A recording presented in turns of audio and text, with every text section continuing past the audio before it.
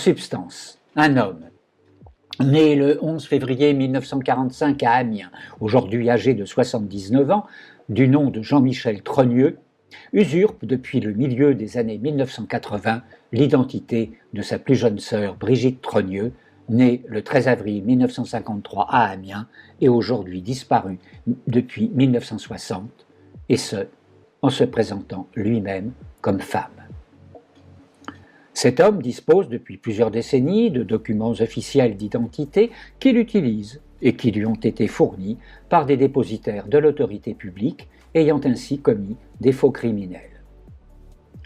En septembre 1992, alors qu'il exerce le métier de professeur de français dans un collège-lycée d'Amiens, cet homme, se présentant comme femme née Brigitte Trogneux, alors âgée de 47 ans, rencontre le jeune Emmanuel Macron, né le 21 décembre 1977 à Amiens.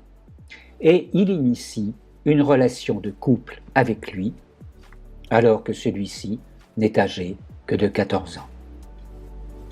Ce fait constitue une atteinte sexuelle et un viol sur mineur par un adulte ayant autorité et plus de 5 ans de différence d'âge. Ni les agents de l'État, ni les autres adultes ayant connaissance de cette situation ne la dénonceront aux autorités compétentes, comme la loi leur en fait obligation.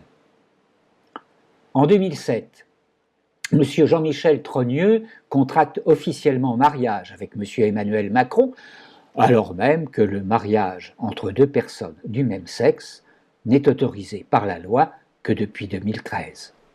Ce mariage est donc illégal, nul et non avenu.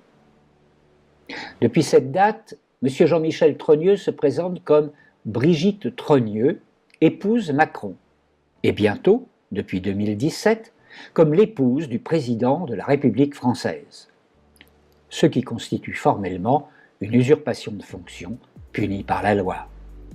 Il déclare demeurer au Palais de l'Élysée, 55 rue du Faubourg Saint-Honoré, 75 008 Paris. En juin, puis septembre 2024, M. Jean-Michel Trogneux se fait représenter devant la 17e chambre correctionnelle du tribunal judiciaire de Paris sous la double identité de Jean-Michel Trogneux et de Brigitte Macron, aux fins d'obtenir des dommages et intérêts des prévenus qu'il a poursuivis en diffamation. Ce fait constitue une escroquerie au jugement. Cette affaire d'usurpation d'identité, faux et usage de faux, corruption de mineurs, mariage illégal, puis usurpation de fonction et escroquerie au jugement, est désormais connue par les autorités étatiques de la plupart des pays de la planète. Ce dossier offre ainsi à plusieurs États qui ont intérêt le moyen d'exercer un chantage et d'imposer pressions et exigences économiques et politiques à l'État français qui portent gravement atteinte aux intérêts fondamentaux de la nation et mettent en cause la vie même de sa population. Ces faits ont été révélés et rendus publics par une enquête journalistique approfondie exposée ci-après.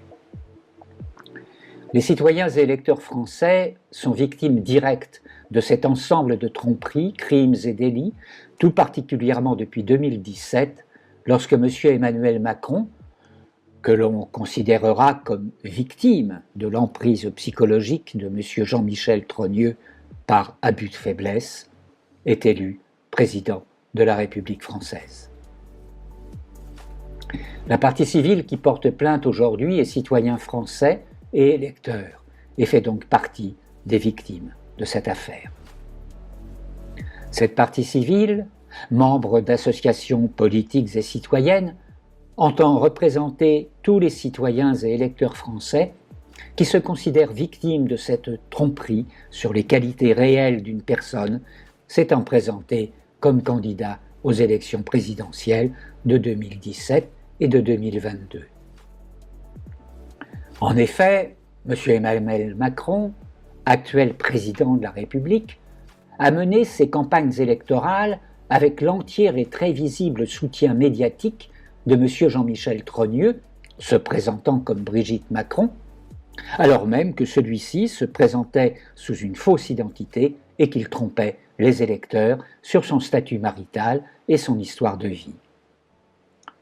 Au vu de ce qui précède, M. Christian Cotten déclare déposer plainte avec constitution de partie civile devant Madame ou Monsieur le doyen des juges d'instruction du tribunal judiciaire de Paris, pour préjudice moral et matériel, au regard des atteintes aux intérêts fondamentaux de la nation et de sa population, et de l'ensemble des tromperies qui mettent formellement en cause jusqu'à la légalité des opérations électorales présidentielles de 2017 et 2022. Au regard de l'intérêt public majeur que constitue la nécessité absolue de faire toute la lumière sur cette affaire délictuelle et criminelle par la mise en œuvre d'une instruction contradictoire approfondie, il est expressément demandé une dispense de toute consignation au regard des faibles revenus de la partie civile. Une enquête journalistique 2021-2024. Les faits exposés en substance au chapitre 1 et en détail dans le prochain chapitre, qui fondent et justifient la présente plainte, ont été rendus publics depuis 2022 sur le site internet pressibus.org à partir des enquêtes journalistiques réalisées par 4 personnes dûment identifiées, aidées par quelques citoyens plus discrets. M. Alain Béran, généalogiste, ingénieur informaticien à la retraite, dont l'épouse et les enfants sont cousins de la famille Trogneux, est propriétaire du site pressibus.org. Le dossier Pressibus 2022, intitulé « De Jean-Michel à Brigitte Trogneux, mensonge à l'Élysée », comportant 254 pages et 37 chapitres, plus 4 annexes, a été publié sur ce site internet entre janvier et fin novembre 2022. Il est accessible à l'adresse indiquée en description sous la vidéo. Ce dossier est complété par un dossier de post-scriptum 2023-2024 de 81 chapitres et 89 pages, accessible à l'adresse indiquée en description sous la vidéo. La pièce numéro 1. Pressibus, introduction, ce n'est pas une rumeur mais un solide dossier, présente le chapitre 1 du dossier Pressibus. La lecture de ces 2 pages permet d'entrer dans un dossier lourd et complexe, dont la lecture intégrale ne sera pas indispensable, mais dont nous produirons les extraits utiles à l'instruction de la présente plainte. M. Xavier Poussard, journaliste professionnel et rédacteur en chef de la lettre Faits et Documents, publie le numéro 497 en octobre 2021, qui révèle un premier ensemble de faits et de preuves qui seront complétés par plusieurs numéros sur les 3 années suivantes. Accès au sous-dossier Emmanuel Macron et Brigitte Trogneux sur Faits et Documents à l'adresse indiquée en description sous la vidéo. Interpellé par la traduction en anglais du dossier de Jean-Michel à Brigitte Trogneux, Mensonge à l'Élysée, publié sur le site pressibus.org, la journaliste américaine Candace Owens invitera M. Xavier Poussard sur sa chaîne début septembre 2024. L'enregistrement filmé de cette interview a été publié sur YouTube à l'adresse indiquée en description sous la vidéo. L'affaire Brigitte Macron, l'interview de Xavier Poussard par Candace Owens, septembre 2024. Madame Natacha Ray, citoyenne et journaliste autodidacte, initiera une enquête originale qui alimentera les autres enquêteurs et dont elle fera connaître les conclusions au travers de plusieurs vidéos publiées sur Internet entre fin 2021 et 2022. Elle est présentée au chapitre 5 du dossier Pressibus. Pièce numéro 2, Pressibus, 2 journalistes d'investigation, Xavier Poussard et Natacha Ray. Monsieur Lionel Labosse, professeur de lettres, propriétaire du site altersexualité.com, y consacre un sous-dossier Brigittologie d'une vingtaine d'articles d'octobre 2021 à novembre 2024, accessible à l'adresse indiquée en description sous la vidéo. Monsieur Laurent Chrétien-Marquet, ingénieur à la retraite, docteur en physique, président de l'association Résistance AFM, dont l'objet s'expose ainsi: défendre les libertés individuelles en matière de santé et d'expression, lutter pour la dignité matérielle des personnes et combattre la corruption. Monsieur Laurent Chrétien-Marquet a été à l'initiative de la présente plainte depuis mai 2024, à laquelle il a apporté un concours significatif de par sa connaissance approfondie de l'affaire.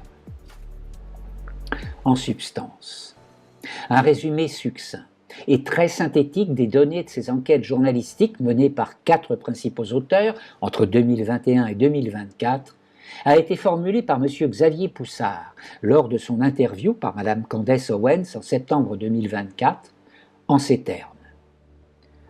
J'affirme donc au public que Brigitte Macron est un homme qui s'appelle Jean-Michel Trogneux, qui est né le 11 février 1945.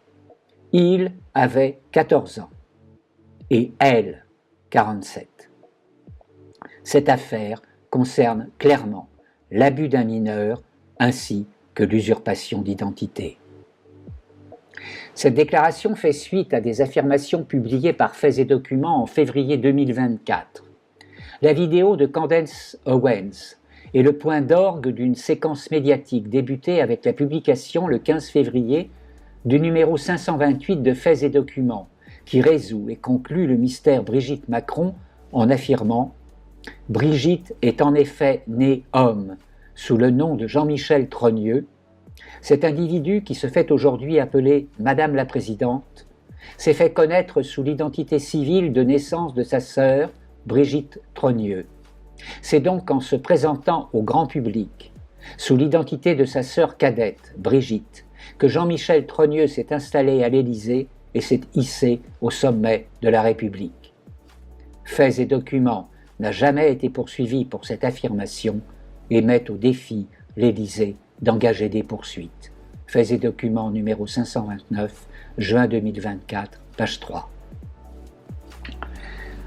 Depuis cette date du 15 février 2024, strictement personne n'a pu, ou su, ou voulu démentir et infirmer les affirmations exposées par M. Xavier Poussard, qui résument et démontrent un ensemble de délits et crimes, détaillés ci-après, et pour lesquels une instruction est désormais indispensable au regard des préjudices subis par la population française suite à cette tromperie délictuelle et criminelle qui concerne les plus hautes autorités de l'État.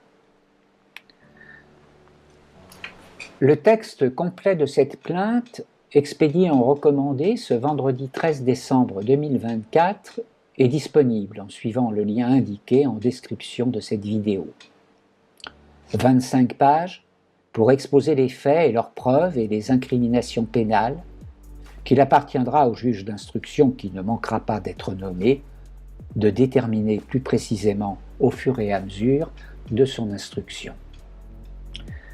La grande question qui se pose ici est de savoir dans quelle mesure l'institution judiciaire sera capable d'assumer ses responsabilités et son devoir moral de protection de la population face à des personnages dont la santé mentale enfermée dans le déni du mensonge entraîne des dégâts incalculables pour la santé de la nation tout entière.